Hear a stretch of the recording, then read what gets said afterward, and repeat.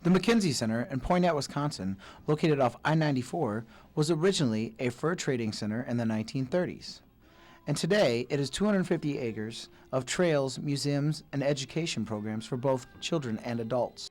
In 1971, it officially became the Mackenzie Environmental Center, where they now have a variety of animals, trees, and learning centers, where operations year-round are run by volunteers, the DNR, and head of the Mackenzie Center, Derek Duane.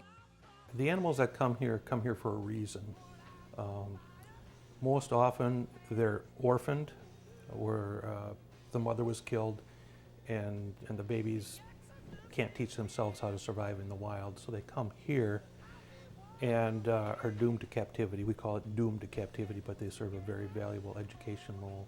Some of the animals are injured. A lot of the birds we have broken wings, or the wings have been amputated because of the severe break. And none of the animals could survive in the wild if we released them. Certainly would be the best we could. They can't. And they live well beyond their life expectancy while they're here. And they serve as an education tool. One of the first arboretums of the state, the Mackenzie Center has much to offer with its lush landscape and great wilderness. The annual Spring Maple Syrup Festival is one of the highlights here at the Mackenzie Center. Ask Derek Duane. We do put the challenge out for somebody to beat us, and to date nobody can.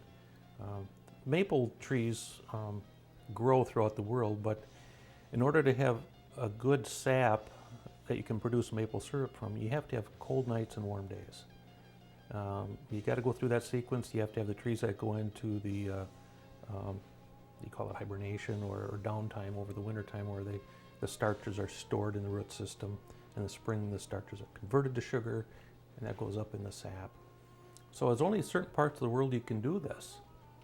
And we've used that to develop this education program. Last year we had around 1,700 kids that came through in the month of March just to learn about the maple trees. And this year we're probably on target for about 1,500 kids. The Mackenzie Center.